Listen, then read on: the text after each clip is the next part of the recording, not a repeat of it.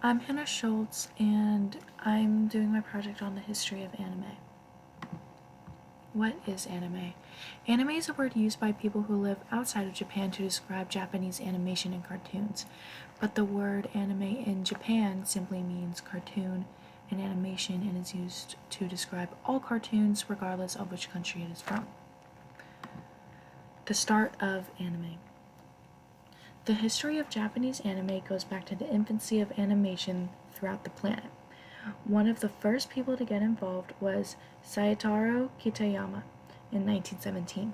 However, this animation was mostly used for anti-American propaganda. After 1945 and becoming the world's second largest producer of animation, Japanese people started to become heavily influenced by the US. Japan began to produce animation in 1917, which was still the age of silent films.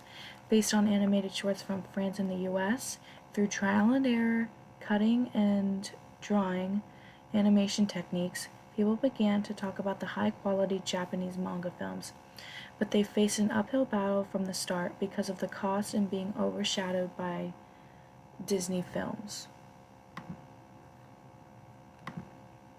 Publicity campaigns made anime more popular, but in 1923, Tokyo suffered the Great Kanto earthquake, even though domestic anime productions was making a small but solid foundation and they were forced to start over from scratch. The anime industry continued to struggle, unable to respond to new innovations including color films and the first talkies. A talkie is a film made with sound as opposed to a silent film. Ofuji Nobura won international acclaim for his film The Thief of Bagada Castle. He made this film by cutting and pasting chiyogami, which is colored paper. First film to be known outside of Japan was this. One after another, talented anime artists started to appear in the spotlight, but with war coming, goods were very hard to get a hold of as Japanese attention was faced towards the military, and even film was hard to find. In the time being, the first full-length movie in Japanese history appeared. This movie was called Momotaro's Divine Scene Warriors. It ran 74 minutes long and was in black and white. This film was designed to lift morale in Japan as war was coming to an end.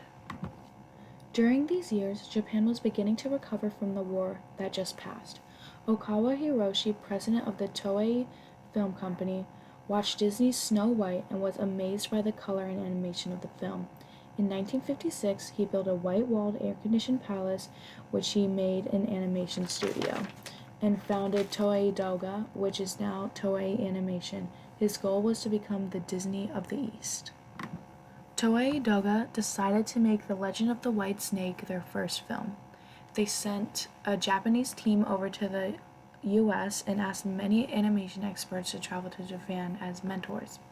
They were able to master the Disney system of assembly line production. They hired new employees and they had them watched over by veteran employees or veteran animators. In January 1963, the first anime television series called Astro Boy was made, and it was 30 minutes long in black and white. This show surprisingly blew up across Japan and created a boom of competition amongst animators. This success started a beginning of a new kind of anime industry. In the 1980s, a new generation of directors sparked a renewal of visual quality. The quote-unquote leader of this generation was Hayao Miyazaki, who founded Studio Ghibli in 1985. His films were seen worldwide and won numerous awards both internationally and in Japan. He also won an Oscar for Best Animated Film in 2003 for the film Spirited Away. By the late 1990s, over 100 anime series aired on TV in Japan. Some popular anime in the 90s were Pokemon, which is based off a popular gaming franchise, Dragon Ball Z, Sailor Moon, and Digimon. And Dragon Ball Z and Sailor Moon also are dubbed in over 12 languages. Dubbed anime is when voices of the show's native language are replaced by English-speaking voice actors or other language voice actors instead. Dubbed anime has been around since the 60s when anime first came to America. When dubbed anime first came, the voice actors changed a lot of the lines And so they cut out or changed the complicated or scary scenes or just scenes that seemed out of the norm. And they changed names to more familiar or traditional names to fit more of American culture.